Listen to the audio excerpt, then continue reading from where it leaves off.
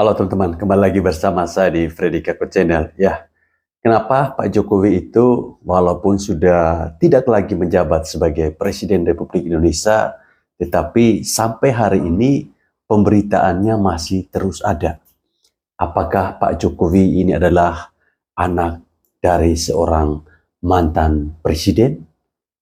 Ataukah Pak Jokowi ini punya sesuatu sehingga membuat sekali banyak lawan-lawan politiknya itu semacam tidak senang, sehingga sampai saat ini bahkan ketika beliau sudah tidak lagi menjabat sebagai presiden, banyak sekali pembenci-pembencinya yang membuat framing seolah-olah Pak Jokowi ini pernah membuat kejahatan terbesar di negeri ini. Nah, yang dilakukan oleh orang-orang ini teman-teman, menurut saya mereka hanya ingin mengaburkan pemberitaan terkait dengan keberhasilan-keberhasilan yang selama ini sudah dibuat oleh Pak Jokowi ketika beliau menjadi Presiden Republik Indonesia.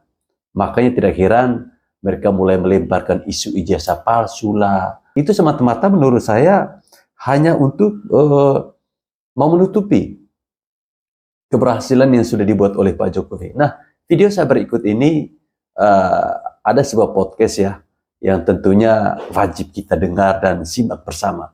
Semuanya mengandung daging, khusus para ternak-ternak onta dan ternak-ternak banteng dilarang menontonnya. Seperti apa? Mari bersama-sama kita menyimak videonya berikut ini.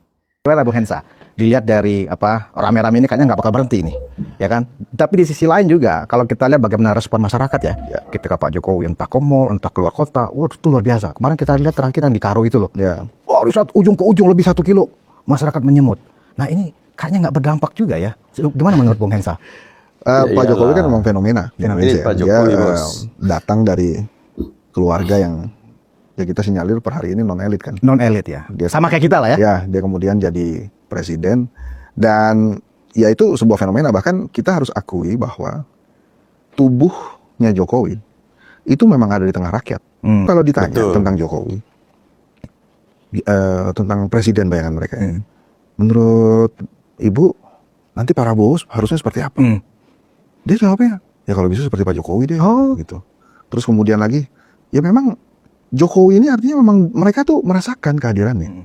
Ya, memang sebagian kelas menengah, bahkan banyak kelas menengah mengatakan ya itu kan karena bansosnya, gitu ya, karena program-programnya. Ya, tapi itu diakui, ya memang rakyat Indonesia banyak yang sukanya di level itu, di level bansos, di level nerima lemparan kaos, begitu gitu. Jadi memang dia ini fenomena. Nah, terus masuk ke yang tadi. Kita harus pisahkan antara seorang Jokowi dengan ijazahnya Jokowi. Jokowi ya Jokowi, dengan pro kontra segala macam, 11.000 triliun, SMK, IKN, banyak jalan tol dibangun, banyak bendungan dibangun, itu Jokowi sebagai presiden. Tapi kalau ijazah Jokowi ini beda menurut saya. Ijazah Jokowi ini kan yang ngeluarin UGM. Jadi kalau sampai hari ini Pak Jokowi agak tenang gitu, tenang-tenang aja gitu. Dia memang merasa terhina, sehina-hinanya kata dia kan. Serendah-rendahnya. Terus dia bilang, saya sedih sekali, itu wajar saja. Tapi Pak Jokowi, saya yakin dia memahami bahwa bukan gue dong yang harus tanggung jawab tentang ijazah. Iya. Yang ngeluarin dong. Kan UGM yang mengeluarkan ijazah. Di Unpad, di UI, di BINUS. Selesai kita lulus, kan dapat ijazah. Betul. Percaya kan kita kalau ijazah itu asli ya? Betul. Kita juga gak pernah nanya, Unpad, ini asli gak? Gitu kan enggak. Sama itu. Pak Jokowi juga begitu. Nah ini kan yang ngeluarin UGM. UGM, kepala jadi kaki, kaki jadi kepala. Dia mesti bilang kalau itu asli. Betul. Dan UGM sudah melakukan itu. Sudah melakukan itu. Sampai level rektor loh. Iya, bahkan menurut saya ketika UGM sudah bilang begitu, ya sudah selesai. Nah, orang yang ngeluarin dia kok. Kalau kemudian ditemukan palsu, ya misalnya ditemukan palsu, semua apa? UGM-nya mau ditutup. Ya, ditutup dong, dia bubar dong. Bayangin aja ngeluarin ijazah palsu yang digunakan untuk pendaftaran presiden. Ya bubar lah UGM-nya. Kan nggak gitu. Makanya menurut saya case-nya sekarang itu UGM yang memang harus kelimpungan, dia membuktikan bahwa itu palsu dan sudah berkali-kali dinyatakan oleh UGM bahwa itu asli gitu. Kalau saya sih ngeliat UGM-nya aja, karena melihat dari sisi saya sebagai mahasiswa yang udah lulus gitu. Jadi kalau kemudian Pak Jokowi kelihatannya santai, walaupun sedih dia melaporkan dan lain-lain, ya memang itu ranahnya ranah UGM. Makanya menurut saya kemarin sih, ya terserah sih Pak Polisi, namanya juga Pak Polisi, bebas-bebas aja. Bukan kebablasan, kelewatan juga maksud gua. Ya udah sih, uji lab 4 itu menurut gua sih kelewatan aja, percaya aja sama UGM-nya gitu. Ya walaupun sekarang dia udah umumin. Masalahnya Roy Suryo Ya apalagi gitu tidak kan, percaya. UGM sudah bilang asli, Pak Polisi udah bilang asli, terus kita nunggu siapa lagi tukang fotokopinya bilang, iya waktu itu dia bawa ijazah asli kok kesini gitu.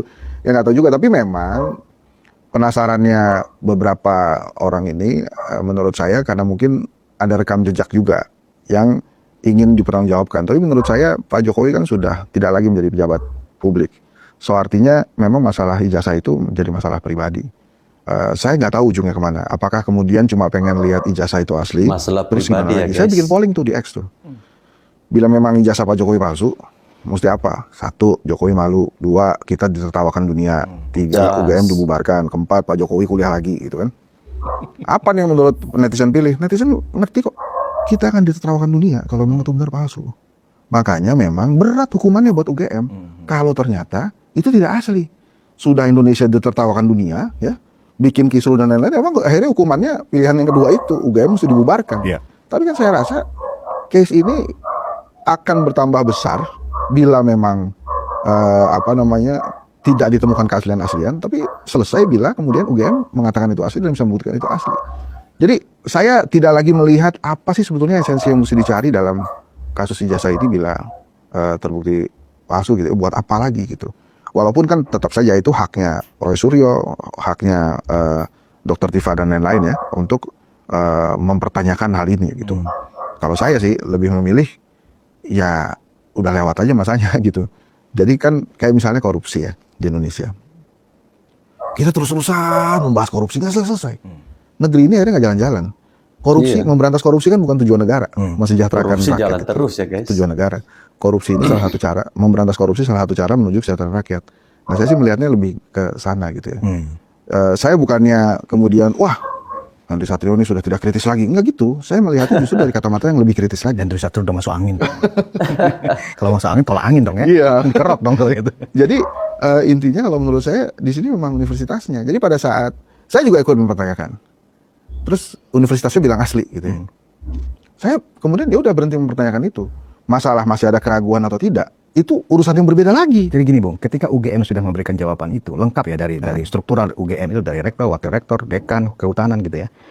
Teman-teman pengacau ya, kalau saya bilang sih istilahnya udah pengacau ini, bikin rusuh gitu ya. Memang jelas. Itu minta, oke, ini asli, lihatkan dong ke kami. Kami akan uji. Oh, yang pegang kan yang bersangkutan, kan begitu. Jadi muter di situ aja. Nah, kalau kita lihat, Bung Henry, sebagian menganggap ini adalah bentuk kritik dari masyarakat. Apakah benar menurut Bung Hensat ini adalah kritik, mengkritisi atau mempersoalkan ijazah apakah ini asli dan palsu? Ama itu kritik. Ya, enggak lah. Kritik itu bukankah Masyarakat yang mempersoalkan atau meragukan kebijakan atau program pembangunan misalnya Ya, kan? ya, ya. Ini kan kalau kita lihat background orang-orang ini, TPUA ini, kan opposite dari Pak Jokowi. Gini, kalau saya sih nggak tahu itu pengacau atau bukan ya, tapi mereka berhak bertanya sih. Nah, kenapa mereka bertanya-tanya itu karena mungkin rekam jejak digital juga terhadap Pak Jokowi. Kalau saya nggak salah, jadi teman-teman tolong nanti dicek, dan kalau saya salah, saya mau minta maaf nih. Kan ada jejak digital yang mengatakan dia dokteranda sebelumnya. Kemudian katanya ada insinyur. Kan semuanya ini kan katanya. Yang ingin dipertanyakan lagi gitu.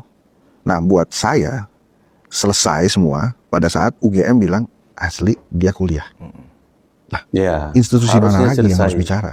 Memang ada satu momen yang belum terlihat di publik pada saat Jokowi dan UGM tampil bareng gitu. Oh. Nah kan ini masih terpisah nih, Jokowi sendiri, UGM sendiri. Jadi kalau itu udah tampil bareng itu akan lebih kuat lagi. Justru menurut Memang saya harus begitu ya. keaslian ijazah statement yang paling kuat itu bukan dari kepolisian, tapi justru dari UGM.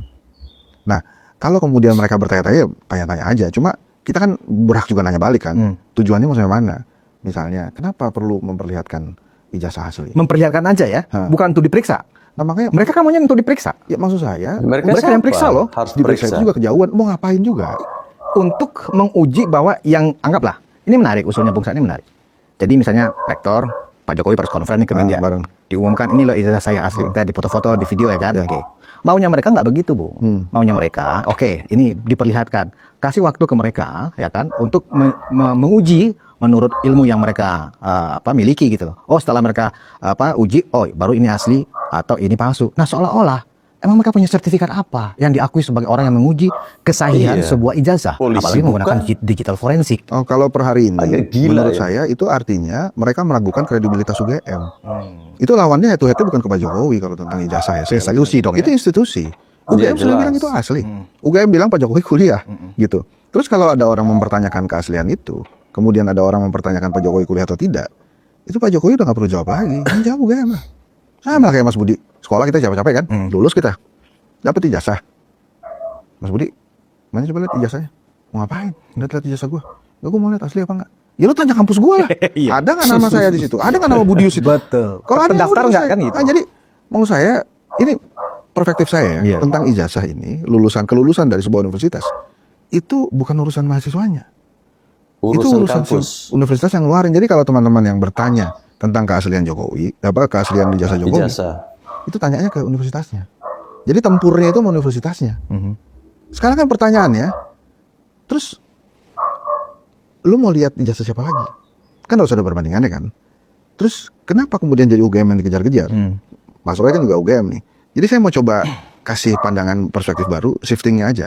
Bahwa yang ngeluarin UGM nih, gitu ya. Jadi ini bukan tentang Jokowi. Masalah kemudian memang ada beberapa hal tentang Jokowi yang mendapatkan trust isu publik. Menurut saya itu juga udah lalu juga. Karena dia sudah selesai sebagai presiden. Bukan presiden lagi. Tapi kan dia anaknya masih jadi wapres. Lah itu anaknya beda lagi. Gitu.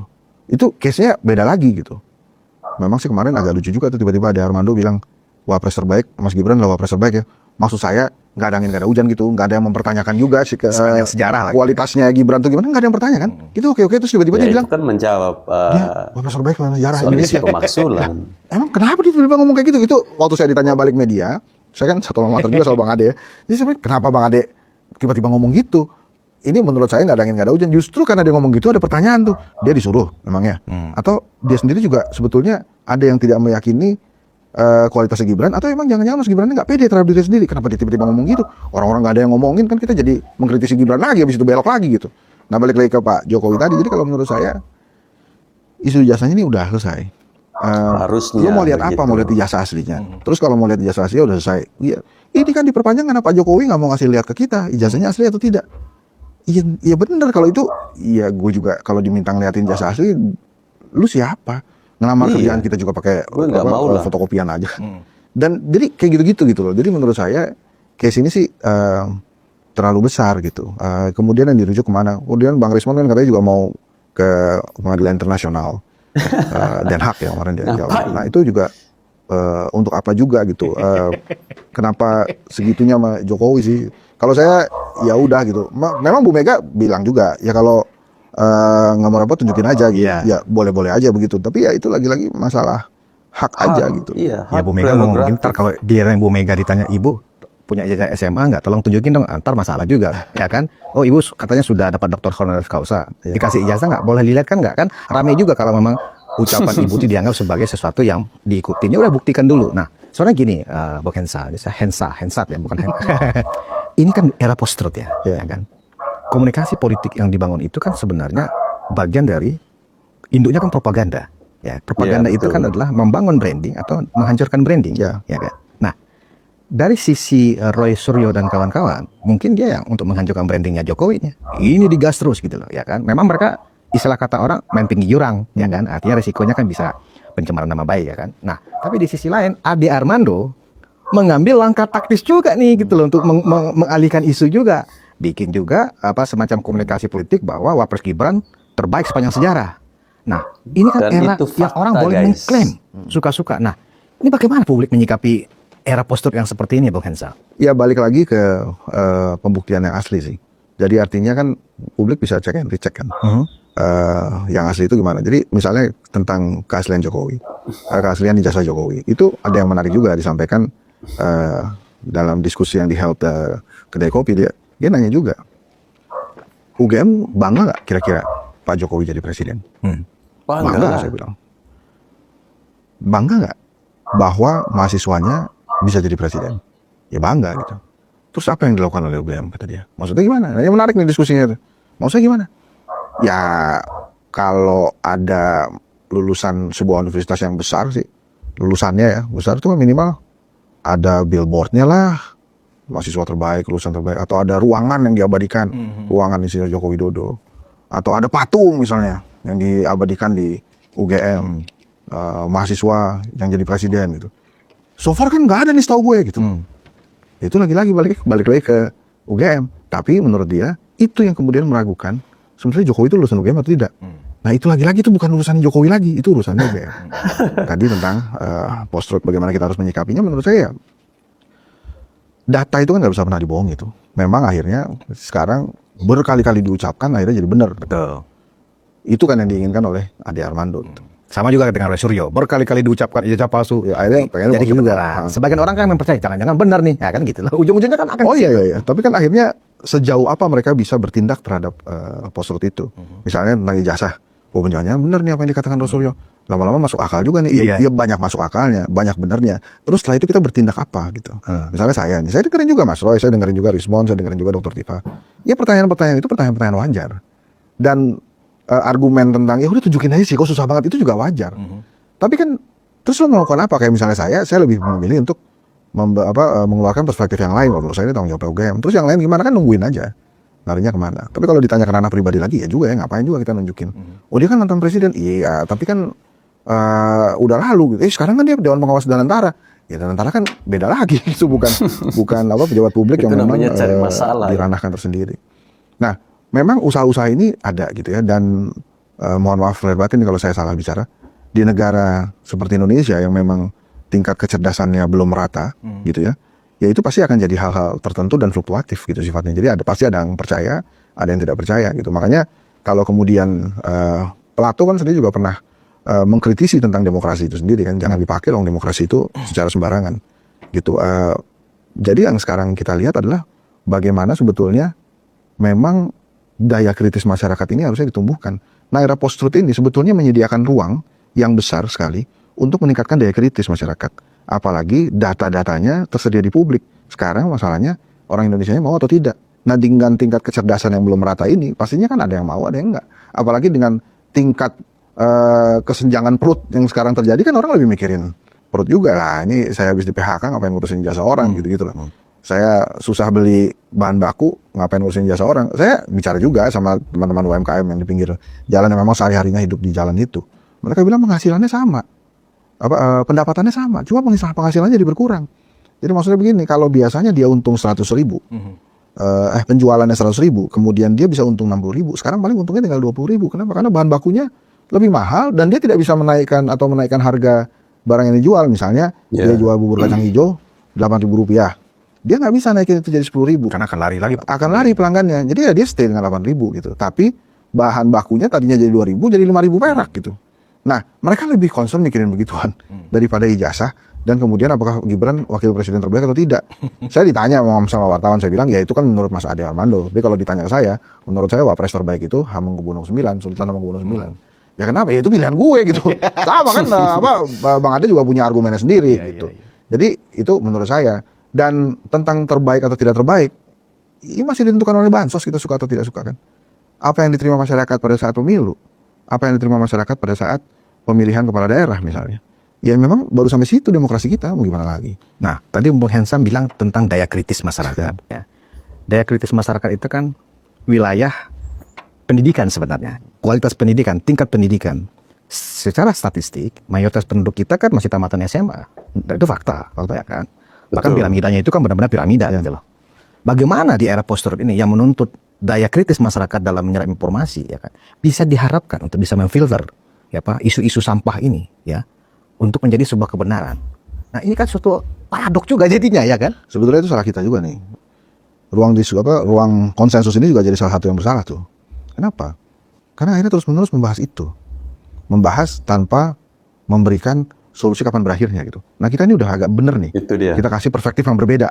Itu urusan UGM. Tapi kan ada media-media yang berhenti pada pemberitaan aja, menyuguhkan aja gitu. Sebetulnya bisa nggak media tidak membahas isu ijazah Jokowi? Bisa aja kan, sebetulnya. Itu angle-nya lain lagi. Ya makanya boleh kan, bebas juga. Jadi sebetulnya, nah ini menarik, era post-truth ini dibarengi dengan sebuah ruang kritis yang namanya media sosial. Nah, zaman sebelum media sosial kita pasrah kan, ruang konsensus ngomongin ini ya kita udah kita tonton, kita ikutin. media A memberitakan itu, ya udah kita baca, kita ikutin. Tapi di era media sosial, kita bisa membaca hal-hal lain yang memang menurut kita, ya kita pengen aja. Nah, apakah kemudian perhatian masyarakat Indonesia seutuhnya ke ijazah Jokowi? Menurut saya juga enggak, itu kan pasti terbagi-bagi. Jadi yang mau saya katakan adalah, di era post-truth, untuk meningkatkan daya kritis, sebetulnya sudah diberikan juga jalan untuk menuju kritis. Lewat apa? Ya lewat media sosial itu misalnya. Kita berhak memilih apa yang kita baca dan apa yang kita ingin ketahui, gitu. Perihal hal-hal politik ini memang jadi perbedaan lagi, Mas Budi. Itu yang memang menurut saya agak pelik sih di zaman ini. Tapi kan beberapa hal muncul sekali lagi ke permukaan, dan itu harusnya bisa memperbaiki daya kritis kita. Muncul AI. Bikin pusing dia, bikin sebagai pusing. dosen kan. Ini jawaban beneran jawaban mahasiswa atau jawaban AI gitu. Tapi kan kita tidak pernah bisa menyetop teknologi gitu, meningkatkan teknologi. Justru teknologi itu ya yang harusnya digunakan untuk meningkatkan daya kritis kita. Ini guru ngaji gue lagi nih. Ini guru ngaji ini dia ngaji tapi modern juga. Dia baru ketemu tuh yang namanya AI. ChatGPT udah tahu juga Iya, berarti ya. saya nggak pernah melakukan hal yang dia lakukan terhadap ChatGPT. Dia ajak omong itu, Oh ya. si ChatGPT itu. Dia puji, terima kasih ya, kamu hari ini sudah membantu saya. Oh iya, sama-sama gitu. Jadi dia ajak ngobrol itu ChatGPT. Sampai akhirnya dia merasa juga si ChatGPT ini jangan-jangan juga tercerahkan ya sama yang gue sampaikan. Jadi dia berdebat dengan si ChatGPT. Enggak gitu, menurut saya begini. Jadi akhirnya dia merasa si ChatGPT ini mulai ngikutin dia gitu. Nah, ini kan sosok yang bisa meningkatkan daya kritis dengan menggunakan teknologi. Tapi Mas, di satu sisi, teknologi ini juga banyak membunuh rakyat kita loh. Membunuh dalam arti? Lo nonton deh Informasi. Jangkrik Bosalahensa itu. Dia banyak bilang, kita sekarang susah Mas. Walaupun kita keliling-keliling jualan mie ayam gitu ya. Atau kita mangkal, itu kita nggak ngerti mana yang paling benar. Mangkal atau keliling. Karena semuanya sekarang mesennya lewat online. Saya nggak bisa beli handphone yang apa sih katanya yang bisa smart gitu. Saya nggak ngerti caranya daftar supaya saya bisa dibeli online. Itu problem yang tidak dirasakan tuh. Mungkin wapres kita yang sering ngomong AI itu mesti dikasih tahu bahwa sebagian besar rakyat itu masih kebingungan terhadap kemajuan teknologi. Jadi banyak yang ngomong gitu. Ada tukang kelontong keliling tuh yang pakai gerobak tuh, yang jualan apa aja ada di sana, dari obeng sampai ikat pinggang ada. Dia bilang, dulu saya itu kalau berhenti di tempat bangunan gitu ya, itu orang banyak yang beli apa aja lah, beli topi lah, beli cincin juga dijual sama dia. Tapi sekarang dia nggak bisa, sepi. Kenapa? Karena mereka semuanya belinya pakai online. Jadi itu saya juga membuka mata saya tuh. Jadi ada rakyat Indonesia yang di tengah gencarnya teknologi ini justru mereka bisa mati. Mereka jadi nggak bisa makan. Kenapa? Karena itu tadi, mau makan gimana? Saya nggak bisa bersaing dengan para pedagang-pedagang yang sudah sangat melek teknologi. Orang-orang di kota itu katanya. Ada ya satu lagi, loper koran, agen koran. Dia udah nggak bisa udah nggak bisa jualan koran lagi. Tapi itu adalah keahlian dia dari muda, jadi agen koran itu. Dia nggak siap dengan adanya era media online, media sosial yang begitu menjamur, yang menyebabkan akhirnya dia nggak bisa lagi jadi agen koran. Karena korannya udah nggak ada. Udah nggak ada korannya, majalahnya juga tinggal dikit gitu ya. Lu mau jualan apa? Jualan komik gitu kan? Komiknya juga apa sih? Kalau zaman dulu ada Kopingko, ada Wiro Sableng. Karena apa? Akhirnya tau nggak Mas dia untuk menyambung hidup? Dia keliling bawa timbangan sama alat tensi itu. Oh iya. Dia bilang, ya, saya nggak bisa tahan itu, dan keahlian saya ya emang loper. Memang jadi agen koran. Sekarang ya gue hidup ya ini mesti begini gue. Jadi itu ada sisi teknologi yang memang kan kadang-kadang kita mengglorifikasi teknologi itu berlebihan. Saya juga merasa bisa memanfaatkan teknologi mungkin karena kita juga mampu Mas untuk itu. Tapi kalau tidak kita nggak bisa afford, mungkin juga kita mulai merasakan tuh Ya, betul. kepedihan teman-teman yang ada di jalanan itu. Jadi banyak yang mengatakan ini. Nah, balik lagi ke tentang post-truth dan ruang kritis itu. Akhirnya ruang kritis kita juga terbatas Mas. Ada beberapa rakyat Indonesia yang ruang kritisnya samanya di perut aja. Kalau lo kasih gue pilih lu nih. Kalau lo kasih gue bisa makan, ya lu banget lah gitu. Jadi memang menurut saya ruang kritis kita itu sebagai rakyat Indonesia belum sampai ke pikiran yang untuk membuat pikiran. Dia mikirnya gimana caranya besok buat hidup aja. Tapi saya gimana ya? Kayak misalnya ada bapak-bapak tuh, dia tadinya jual mie ayam, atau ibu-ibu yang tadinya dia jadi PRT lah gitu ya, nyuciin baju orang. Sekarang dia saya gimana mau nyuciin baju orang, sementara ada laundry yang Rp5.000 per kilo gitu. Kan saya nggak mungkin. Jadi banyak shifting yang terjadi iya, ya, gitu ya. karena kemajuan Akhirnya teknologi. dia jadi sound horeg keliling gitu loh, bawa gerobak dengan musik yang ngamen begitu. Oke, yang bawa bapak itu tadinya dia jualan mie ayam. Dia memang generasi yang sudah lumayan senior sehingga dia tidak bisa menggunakan teknologi, mungkin karena malas juga mempelajari hal baru, atau memang tidak mampu membeli gadget yang baru, atau tidak mampu beli data dan lain-lain. Dia tutup mie ayamnya. Jadi dia bilang, ya pelanggan saya telepon minta kirimin, saya nggak punya orang. Terus saya minta udah kirim Gojek aja, ambil, dia nggak mau. Tapi saya juga di sisi lain saya nggak bisa masuk ke Gojek atau GrabFood atau apa gitu. Saya nggak ngerti caranya. Akhirnya dia tutup itu mie ayamnya. Dia sekarang modalnya dia ngamen keliling pakai speaker kotak yang kecil itu, jalan-jalan. Ya udah, ada yang ngasih alhamdulillah, nggak ada yang ngasih alhamdulillah. Karena kan dia nggak ngapa-ngapain, dia cuma masang itu lagu, dia tungguin aja orang berbelas kasihan gitu ya. Tapi itu menarik sih, saya tanya kan. Jadi Bung Hensa ini ingin mengatakan bahwa di tengah orang banyak memanfaatkan ruang sosial media yang itu bagian atau instrumen dari post-truth, Ya. kita nggak perlu khawatir maksudnya bahwa karena sebagian orang kita yang masih banyak yang orang miskin gitu ya, masih berjuang untuk kepentingan perut, mereka nggak kepikiran untuk percaya atau tidak masalah ijazah palsu lah, masalah apa makan bergizi gratis, makan beracun gratis atau apalah gitu ya namanya kan gitu. Itu perlu dikhawatirkan daerah post-truth itu. Makanya dikhawatirkannya dalam rangka kita berpikiran kritis. Tapi kan kita sudah terbukti, Mas, di Pilpres, di pemilihan kepala daerah, kekuasaannya kan ada di siapa yang bisa memberikan bansos lebih banyak. Oke, ada kepala daerah yang bilang, enggak, saya nggak modalnya nggak gede-gede lah. Tapi berapa orang kayak lu gitu. Rata-rata kan masih di batas perut itu. Jadi eranya Pak Soeharto yang memang mengenyangkan perut rakyat, itu emang belum berubah. Oke. Balik ke Pak Jokowi. Pak Jokowi memahami itu. Bahwa kita cuma sampai di level itu sekarang. Di level perut itu. Pantesan Pak Jokowi merasa enjoy dan menikmati aja ya Vina, isu-isu yang masih segala macam peristiwa pasti Pak Jokowi cawe-cawe, Pak Jokowi ijazah palsu dan seterusnya. Apakah ini menunjukkan betul-betul bahwa Pak Jokowi itu masih menjadi sentral dalam isu-isu dan peristiwa politik tanah air sampai hari ini? Iya, karena dia membuat tren baru di kalangan presiden itu. Lu mesti ada di rakyat.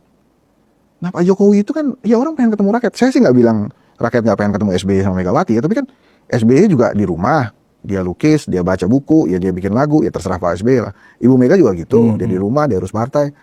Pak Jokowi kan kelihatannya hobinya juga bukan ngelukis ya, bukan bikin lagu juga gitu. Dan Pak Jokowi nggak punya partai, ya dia jalan-jalan itu aja, jalan-jalan aja. Dan dia menikmati keartisan dia. Kenapa dia menikmati itu, dan kenapa kemudian rakyat masih oke? Karena Jokowi ngeladenin. Kan ada seleb yang keluar jalan-jalan, dia nggak ngeladenin gitu. Orang-orang, dia jalan aja biasa. Jokowi enggak, dia meladeni itu. Apa meladen itu salah menurut Bung? Enggak, bagus-bagus aja. Jadi maksud saya, Pak Jokowi memahami rakyat Indonesia belum sampai situ. Apakah Pak Prabowo memahami? Memahami. Caranya gimana? Ya, cara kampanye yang enak aja.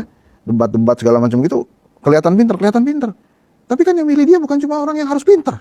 Bukan orang-orang yang IQ-nya harus 120, enggak kan? Yang 80-an juga boleh milih dia. Makanya dia pakai cara-cara yang lebih santai, ya, joget lah dan lain-lain. Jadi menurut saya memang ini tentang post-truth, tentang berpikir kritis. Ini kan alhamdulillah saya senang banget nih ruang konsensus memberikan ruang ini. Tapi apakah kemudian sebagian besar rakyat Indonesia yang masih mikir makan, yang baru kena PHK, itu peduli sama perbincangan-perbincangan tentang ijazahnya Pak Jokowi misalnya? Saya yakin enggak. Atau wapresnya terhebat sepanjang sejarah gitu ya? Enggak. Tapi apakah kemudian kewajiban kelas menengah untuk mengangkat isu itu? Iya. Supaya apa ya? Kelas menengah adalah agents of change kan. Jadi ya kita memang harus membawa perubahan ke arah Indonesia yang lebih baik. Tapi apakah gaji 5 juta itu lebih goblok dibandingkan 15 juta? Enggak juga menurut gua. Gitu loh. Jadi ya itu jangan disederhanain juga tentang itu gitu. Ini kan masalah garis tangan sama kecerdasan beda, Bos. Jadi maksud saya, nah, terus itu viral nggak viral? Karena lucu kan. Banyak yang protes kan. Tapi banyak juga yang nggak protes. Tapi ya itu kan masalah viral nggak viral itu begitu. Deddy Mulyadi paham apa yang dilakukan oleh Pak Jokowi dan Pak Prabowo. Dia meniru itu. Barak militer misalnya. Dia kan berlindung, nggak apa yang salah dengan militer? Ya nggak salah. Saya juga senang-senang aja. Tapi setelah keluar dari barak militer, nanti anak-anak ini gimana hidupnya, akan lebih baik atau tidak? Gitu, kayak gitu-gitu loh. Tapi ya itulah kenyataannya, Bang Budi, Mas Budi, bahwa ya negara kita masih di situ. Terus kan ada yang bilang harus pemimpin dong yang ngasih tahu. Jangan lagi dong pemimpin memberikan bansos pada saat dipilih. Jangan lagi ada money politics. Ya nggak bisa. Si Machiavelli itu bilang lo mau berkuasa ya caranya apapun itulah yang lo lakukan. Post-truth ini ya oke lah, kita ngomongin post-truth, kita ngomongin daya kritis gitu. Tapi kalau kita lihat lagi di masyarakat kan masih di perut. Kritisnya masyarakat tuh, aduh turunin dong harga sembako. Aduh kemahalan Pak. Aduh tolong dong bantu pemerintah. Saya nanya berapa sih kalau pemerintah mau bantu tuh? itu ada yang ngomong dari 10 juta sampai 500.000 buat modal doang. Jadi daya kritis kita mohon maaf pemirsa ya kita harus akui yang sampai situ gitu, baru di situ. Oke, kalau begitu Bang Hendra sebagai pakar komunikasi politik ya, endgame dari glorifikasi ijazah palsu ini sebenarnya apakah benar ingin mendowngrade reputasi seorang Joko Widodo atau memang ini bentuk kritisisme orang-orang itu aja? Kalau ini mah Endgame-nya apa menurut Bung Hensat? ini sih ada keinginan untuk menjatuhkan Pak Jokowi. Itu gak bisa dipungkiri ya? Itu pasti ada. Jelas. Ingin memberikan catatan-catatan Tidak bisa yang dipungkiri, negatif buat Pak Jokowi sih itu pasti ada. Tapi lagi-lagi kalau isu ijazah ini sebetulnya paling bertanggung jawab itu UGM. Oke. Jadi karena UGM sudah ngomong itu asli, ya UGM harus bertanggung jawab gitu. Kalau saya sih ijazah ini bukan UGM sudah bertanggung jawab sejauh ini. ya udah. Jadi sebetulnya itu Mereka tetap tidak percaya. Terus apa dong? ya itu urusan mereka. Terus ya media juga sih ya namanya. Berarti media sekarang yang harusnya nggak lagi mengangkat isu-isu itu. Enggak, itu sih terserah dia aja. Dan kebebasan pers kan boleh-boleh aja gitu ya. Dan Agak media, dilema Bung Hensat. iya, Gimana nih? ya karena kan ini emang pertunjukan yang bagus kan. Orang Indonesia kan juga suka sinetron, suka drama gitu. Ngelihat Mas Roy Suryo meledak-ledak kan seru juga Iya, gitu. iya. Ngelihat nonton Rismon meledak-ledak kan seru juga. Ya mungkin akhirnya dianggap sebagai sebuah hiburan. Akhirnya ini sebuah tontonan aja. Akhirnya tontonan aja. Kalau terlalu lama isu ini digulirkan, digoreng sana sini, akan dibumbuin lagi, dikasih garam, dikasih micin kan gitu ya. Akhirnya kalau saat tadi pertanyaan adalah endgame-nya apa? Akhirnya endgame-nya adalah ini hanya sekedar tontonan. Pak Jokowi akan menunggu final dari, kalau kata Tom Cruise, final reckoning. Wah. Ini ujungnya ini, dia akan menerima hal yang bagus menurut saya buat dia. Orang Indonesia kan paling kasihan sama orang yang dizolimi. Iya, iya. Ini ujung-ujungnya kan, wah Pak Jokowi dizolimi terus. Dan Pak Jokowi tahu itu. Makanya saya sempat katakan bahwa saat ini dia berjalan di catwalk aja. Makasih ya Roy ya, lo kasih gua catwalk nih. Ini Pak Jokowi kan pinter nih. Dia tahu, ini kan tanggung jawab gue, bukan tanggung jawab gua. Dia datang, saya sedih sekali. Saya terhina sehina-hinanya. Orang Indonesia kan lama-lama, kasihan ya Pak Jokowi digituin ya. Sementara Roy ini kan, wah ini palsu gitu. Sementara juga orang Indonesia tuh, ya itu tadi itu setelah waduh kasihan ya Pak Jokowi, terus ingat perutnya lagi. Ingat Bodo amat lah gitu ya kan. Akhirnya kan begitu. Iya, dan Karena nggak ada akhirnya. Kok ini masih rame? ya, dan Roy Suryo dan teman-teman menurut saya berperan penting dalam menjaga popularitas Pak Jokowi saat ini kalau menurut saya. Oke, kalau kita melihat memang akhirnya ini hanya sebagai tontonan atau juga tidak ada pengaruh kepada penurunan reputasi, citra dari Pak Jokowi. Nah sekarang gini, Bung Hensa, bagaimana dengan bergening politik Pak Jokowi sebagai seorang tokoh, ya tokoh yang sangat berpengaruh saat ini. Kita tahu bahwa belakangan ini PSI mencoba mengkampanyekan bahwa Pak Jokowi akan ikut pemilu raya mereka sebagai salah satu calon ketua umum. Di sisi lain, sejak lama juga Golkar ya sudah menyiapkan karpet merah buat Pak Jokowi. Begitu juga Gerindra. Artinya dari situ kita melihat secara politik campaign gratis yang disediakan oleh Roy Suryo dan kawan-kawannya memang tidak ngefek gitu loh. Nah, Bung Hensa melihat apakah betul pasca Pak Jokowi sudah tidak menjabat sebagai presiden, ketokohan dan pengaruh Pak Jokowi secara politik sampai sekarang itu memang belum bergeser ya? Belum menurut saya. Belum bergeser ya? Belum Semua bergeser. presiden kita sampai hari ini menurut saya ketokohannya belum bergeser. Belum bergeser ya? SBY emang ketokohannya bergeser enggak. Tapi ya emang dia segitu aja. Kenapa dia segitu aja? Lebih sering di rumah kan. Dia paling juga tampilnya di depan Demokrat aja. Jadi ya udah segitu. Tapi kalau kemudian Pak SBY kayak Pak Jokowi gitu jalan-jalan di mall, emangnya nggak ada yang minta foto? Pasti ada yang minta foto. Saya yakin lebih banyak minta foto SBY daripada AY. Karena SBY yang pernah jadi presiden kan. Iya. Ibu Mega gitu juga. Yakin itu saya. Nah cuma yang memanfaatkan momen itu kan Pak Jokowi. Pak Jokowi juga asik aja kemana-mana jalan. Oh ya foto segala macam foto. Apalagi kan sekarang tidak lagi jadi presiden, pengamanannya tidak seketat waktu zaman presiden. Gitu. Jadi ya Pak Jokowi tahu aja memanfaatkan situasi. Masalahnya kan gini, Bu Hensa.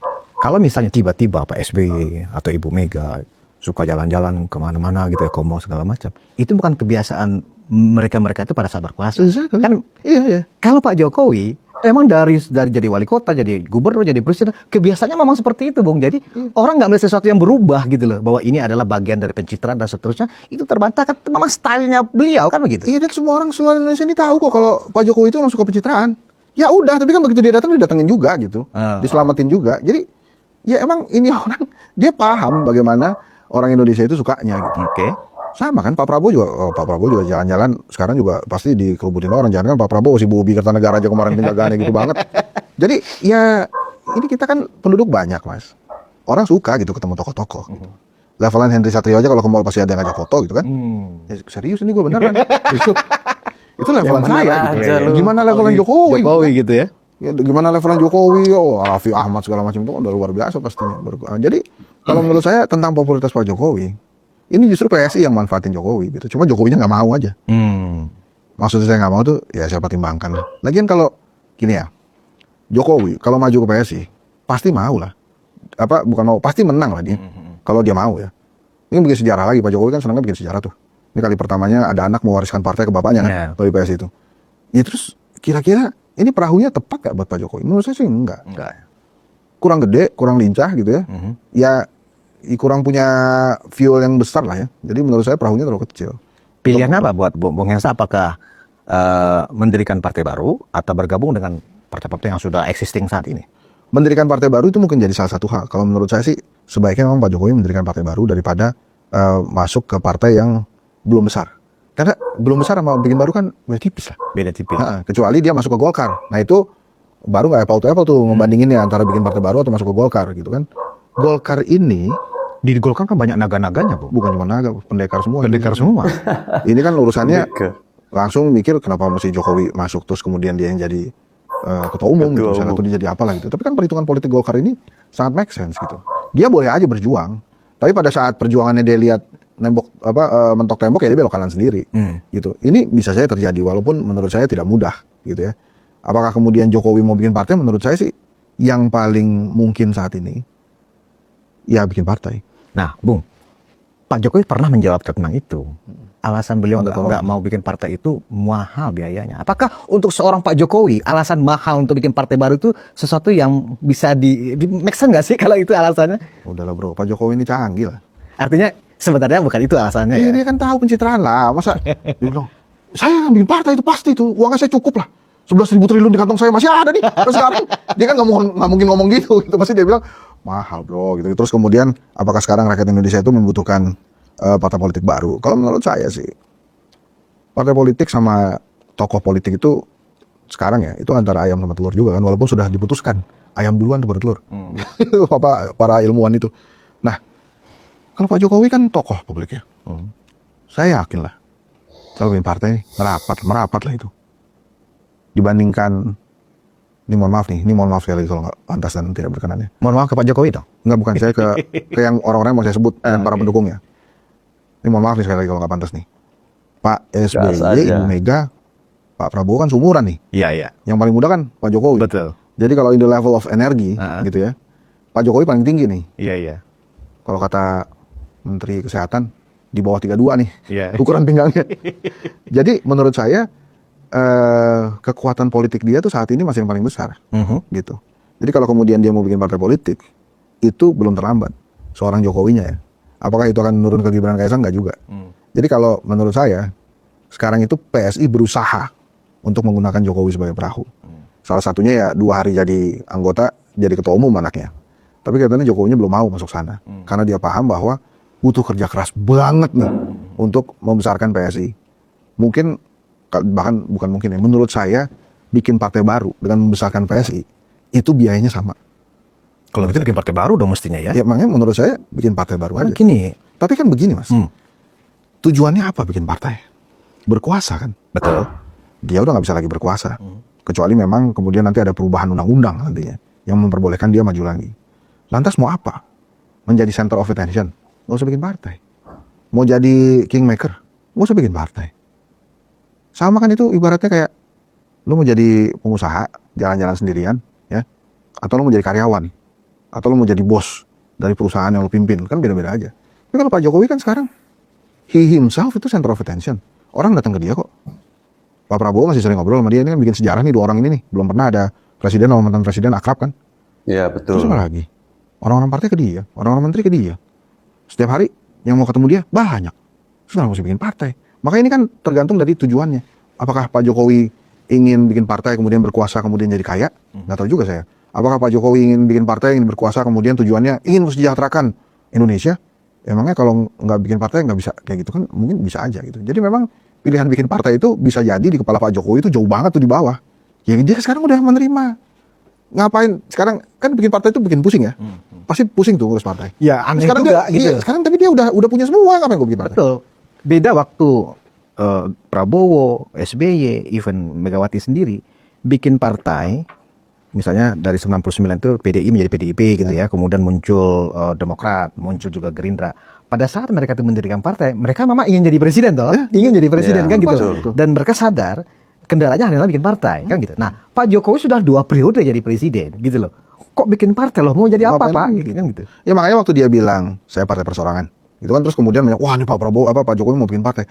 Menurut saya enggak, dia sedang menyampaikan kritik kepada partai politik yang ada sekarang. Partai politik yang ada sekarang itu kan memang rata-rata partai perseorangan. Gerindra adalah Prabowo, PDI Perjuangan adalah Megawati, Demokrat adalah SBY, Itu fakta Nasdem adalah ya, Surya teman-teman. Paloh, dan lain-lain dan lain-lain. Mungkin yang agak bebas itu ya Golkar. PAN, misalnya Golkar, P3 gitu. Tapi kan kita nggak tahu siapa yang ada di belakangnya. Misalnya PSI lah, nggak ada tokohnya, tapi ada terus. Tapi kan kita tahu siapa di belakangnya dia, siapa yang membiayai dia gitu kan. Kan kita, kalau itu partai udah nggak ada tokohnya, maka pertanyaan kita yang ngebiayain dia siapa? Nah kalau yang lain-lain kan memang adalah. Jadi pada saat Pak Jokowi bilang saya partai perseorangan, ya dia itu sebenarnya memberikan kritikan kepada partai politik yang ada sekarang aja. Karena semuanya ya, mau ada Munas kayak, mau ada Mubes kayak, ujung-ujungnya kan balik kayak satu orang. Dan itu boleh nggak? Ya boleh, wajar-wajar Nah, aja. menurut kalkulasi Bung Hensa, ini ada 2 partai besar ya. Partai nomor 2 kan Golkar, nomor 3 Gerindra. Dan dua-duanya siap menerima Pak Jokowi. Menurut Bung Hensa secara kalkulasi politiknya, lebih strategis mana Pak Jokowi bersama Gerindra? Anggaplah nomenklatur Dewan Pembina itu sekarang diserahkan kepada Pak Jokowi, misalnya seperti itu ya. Atau di Golkar sebagai juga ketua Dewan Pembina. Atau sama saja nih. Sama-sama kuat kalau ini mau dimanapun Pak Jokowi sama-sama kuat. Tapi dari unsur untuk 2029-nya kan begitu pasti itu ya kan. Lebih enak Lebih strategis Gerindra mana lah, menurut Bung Hensa? kalau menurut saya. Saya tetap pegangannya dia nggak akan bikin partai ya. Oke. Dan dia juga nggak akan masuk partai politik. Nggak akan masuk partai Nggak politik. akan masuk partai politik. Gitu. Ya, buat apa gitu? Dia jadi milik satu partai. Dengan ada ini kan dia bisa jadi milik 8 partai itu. Oh, jadi tetap Bung Hensa membayangkan jadi ketua kelas aja gitu. Dia pokoknya begini aja. Ketemu partai politik misalnya PAN ketemu dia kan boleh-boleh aja. Golkar ketemu dia boleh-boleh aja kan. Nanti kalau dia ikut misalnya dia jadi ketua Golkar atau dia jadi Dewan Pembina Golkar, ya PAN ngapain ngadep Jokowi? Itu mengurangi kenikmatan dia gitu. Gitu loh. Apalagi masuk Gerindra. Nggak mungkin lah masa ada matahari kembar, mataharinya masih ada. Itu kan jadi mengonfirmasi. Jadi kalau menurut saya Tetap jadi ketua kelas aja. ya, Di antara begini Kim aja. Plus ini. Iya pokoknya dia begini aja.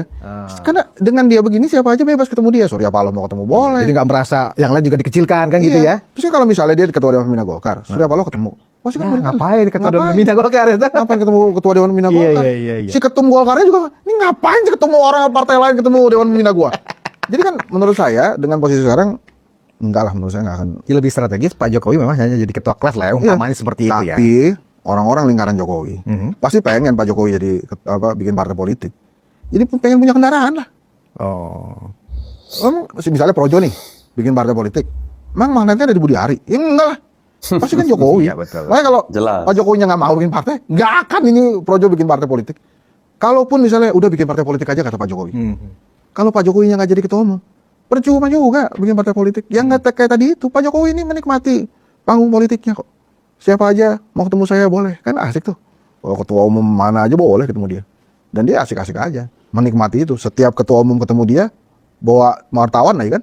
Jadi ngetop lagi dia. Oh ketua umum ini ketemu wartawan, apa ketemu Jokowi, wah diliput, seneng juga Ya dia. kan sekarang ada istilahnya Kim Plus kan, Bung Hensa, yang ada di kabinet sekarang kan 6 Kim Plus ya kan. Ada plusnya itu kan ada PKB, ada Nasdem, ada PKS. Nah, kalau diibaratkan tadi Pak Jokowi itu lebih strategis sebagai ketua kelas dari Kim Plus ini, mungkin sekarang yang perlu difikirkan oleh Pak Jokowi bagaimana melembagakan ketua kelasnya ini, mungkin itu kali yang lebih seru kayaknya ya. Saya juga nggak yakin sih, karena sebetulnya kan kalau Kim Plus ini komandonya ada di Prabowo sekarang. Ya Pak Jokowi jadi think tank aja lah, kan. Saya lihat sih sebatas itu. Kalau kemudian dia mau melembagakan itu, dia mau memfusikan partai politik misalnya seperti Pak Soeharto, itu dia harus berkuasa, harus punya kuasa dulu gitu. Sekarang menurut saya dia memposisikan dirinya masih sebatas itu aja, kan dia masih sehat, masih lincah. Ya udah, posisi gue nih di sini aja nih jadi guru bangsa atau apalah, kan di Solo tuh ada tuh terima kasih guru bangsa gitu ya. Jadi menurut saya sih sampai di sini aja posisinya, karena saya juga yakin Pak Jokowi tidak ada keinginan untuk terlihat seperti mengganggu Pak Prabowo lah. Dia pasti juga waktu jadi presiden kan nggak pengen digangguin sama yang lain. Jadi dia pasti akan, ya Pak Prabowo adalah presiden ke-8, ya udah pasti dia akan mempersilahkan itu. Kalau kemudian ada perspektif masyarakat bahwa wah Pak Prabowo ini seperti ditunggangi oleh Jokowi dan lain-lain, ya itu perspektif masyarakat boleh-boleh. Tapi begini ya Mas Budi, Prabowo dan SBY ini punya kesamaan yang menurut saya bisa ditonjolkan sebagai presiden. Dua-duanya ini ahli strategi yang menggunakan kecerdasan visionernya luar biasa. Sehingga memang ya terlihat seperti apa yang sekarang terlihat itu ya, kok kayak Pak Prabowo nggak bergerak, masih ingin dilihat, masih dicampur tangani oleh Jokowi. dengan menteri-menterinya dan lain-lain. Kalau menurut saya sih Pak Prabowo tuh melakukan ini dengan strategi yang dia sadari gitu. Dia kan milih Gibran juga pakai strategi kan. Kalau nggak mungkin dia akan kesulitan jadi presiden. Kalau kemudian dia sekarang berterima kasih kepada Pak Jokowi dengan cara beberapa temannya di kabinet tetap dipercayakan menjadi menteri di kabinetnya dia, ya itu sih wajar aja. Tapi perbedaannya mau saya katakan adalah SBY dan Prabowo ini yang memiliki memang tingkat strategi yang tinggi gitu ya dalam membangun. Memang terlihat agak lamban karena dia kebanyakan mikir gitu kan. Ini gimana ya? Ini kira-kira gimana ya? MBG misalnya atau Danantara kan sempat diundur berapa kali tuh, diberesin dulu undang-undangnya dan lain-lain. MBG juga terus-terusan dia evaluasi. Memang agak beda dengan Jokowi. Kalau Pak Jokowi kan bangun, tabrak aja pokoknya, bangun, ayo bangun, utang-utang deh, bangun, ntar itu urusan belakangan. Nah ini bedanya sih kalau menurut saya. Jadi memang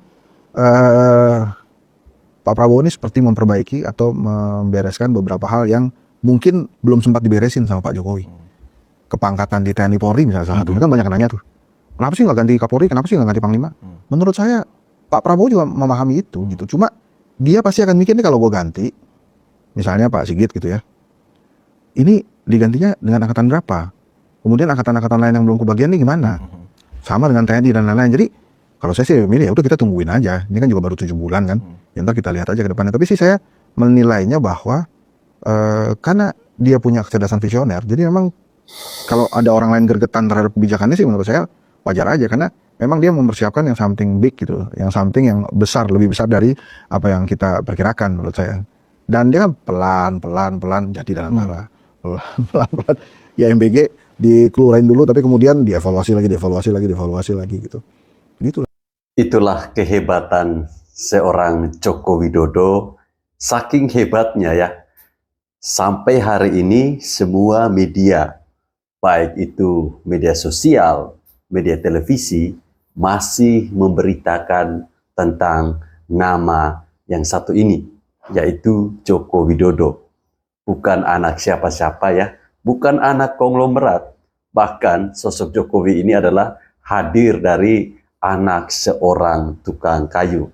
Keberhasilannya menjadi wali kota Solo, keberhasilannya menjadi gubernur DKI Jakarta, menghantarkan Pak Jokowi bisa menjadi Presiden Republik Indonesia 2 periode. Ya, bahkan selama kepemimpinan Pak Jokowi, Indonesia benar-benar merasakan bagaimana hadirnya presiden itu bagi rakyatnya. Apalagi kami masyarakat yang ada di Nusa Tenggara Timur. Itu benar-benar kami merasakan bahwa Presiden Republik Indonesia itu ada, bahwa pembangunan itu ada, ya, bahwa Pancasila yang selama ini kita sebutkan, ada kemanusiaan yang adil dan beradab, ada persatuan Indonesia, kerakyatan yang dipimpin oleh hikmat, kebijaksanaan itu ada, keadilan sosial itu ada semua, ya. Apalagi keadilan sosial itu bisa kita lihat dari pembangunan-pembangunan yang dilaksanakan selama beliau menjadi Presiden Republik Indonesia. Bukan lagi Jawa sentris, tetapi Indonesia sentris. Ya, karena presiden itu adalah miliknya rakyat Indonesia, bukan miliknya pulau-pulau tertentu. Jadi tidak mengherankan jika sampai saat ini mau Anda Roy Suryo CS ini membuat framing seperti apapun itu tidak akan mempan. Karena rakyat Indonesia, ya 80% rakyat Indonesia sudah terlanjur mencintai ketokohan seorang Joko Widodo. Ya, jadi saya berterima kasih kepada Roy Suryo ya yang sampai hari ini masih dengan caranya ya mau mengingatkan media-media untuk terus memberitakan soal Pak Jokowi. Ya, walaupun beritanya itu sangat tidak enak didengar, yaitu isu ijazah palsu yang dituduhkan oleh mantan FPI, mantan HTI kepada seorang Joko Widodo. Ya, terserahlah. Itu mungkin bagian dari rasa sakit hati yang mereka alami, ya, tekanan yang mereka alami selama Pak Jokowi menjadi Presiden Republik Indonesia 2 periode atau 10 tahun. Ya, kita tentu ingat bagaimana sebuah keberanian yang ditujukan oleh seorang Jokowi mampu ya menghapus mencabut izin organisasi-organisasi terlarang yang selama ini, ya, yang selama kepemimpinan sebelumnya itu dibiarkan berkembang, dibiarkan berkeliaran, ya. Tapi Pak Jokowi yang bukan siapa-siapa ketika menjadi presiden, dia malah lebih berani membubarkan HTI, membubarkan FPI. Sehingga hari ini kita melihat bagaimana XX FPI itu, XX HTI itu bersekongkol, bersatu dengan Roy Suryo CS, membuat framing dengan isu yang menurut saya sangat receh. Ya, kalau kita berbicara tentang ijazah Pak Jokowi, seperti yang disampaikan oleh Henry Satrio tadi, seharusnya kalau UGM sudah menyampaikan bahwa ijazah itu benar-benar dikeluarkan oleh universitas tersebut, ya masalahnya selesai. Bahkan Henry Satrio menyayangkan kok bisa polisi memberikan klarifikasi, seharusnya tidak perlu. Ya ini semua semata-mata hanya ingin menunjukkan kepada Roy Suryo, kepada si Tifa, kepada si Rismon, bahwa ijazahnya Pak Jokowi itu asli. Tapi kemudian sampai hari ini mereka juga tidak mempercayai apa yang disampaikan oleh UGM, apa yang disampaikan oleh teman-teman kuliahnya Pak Jokowi, apa yang disampaikan oleh kepolisian, dalam hal ini Polda Metro Jaya. Lalu institusi mana lagi yang bisa dipercaya oleh Roy Suryo CS? Apakah kita harus memaksakan otak kita untuk mengikuti apa yang Roy Suryo inginkan? Enggak kan? Kita kan tidak sebodoh seperti Roy Suryo CS ini. Ya, walaupun mereka ini mengaku bahwa mereka ini orang yang berpendidikan. Ya, apalah artinya Anda berpendidikan tetapi tidak punya etika, tidak punya adab terhadap seorang mantan presiden. Ya, sama aja kan? Mendingan kita biar nggak sekolah, tinggal di kampung, tapi tahu menghargai, tahu bersyukur, tahu berterima kasih, ya, tahu mengucap mengucap syukur kepada seorang pemimpin yang sudah dengan hati yang tulus mau membuat Indonesia ini ada gitu loh. Ya, kita bisa melihat wajah-wajah perbatasan itu seperti apa. Ya karena seorang Jokowi itu tidak bisa dipungkiri. Anda yang tidak suka dengan Jokowi, apakah selama ini kalau jalan itu tidak lewat jalan tol? Lewat kan?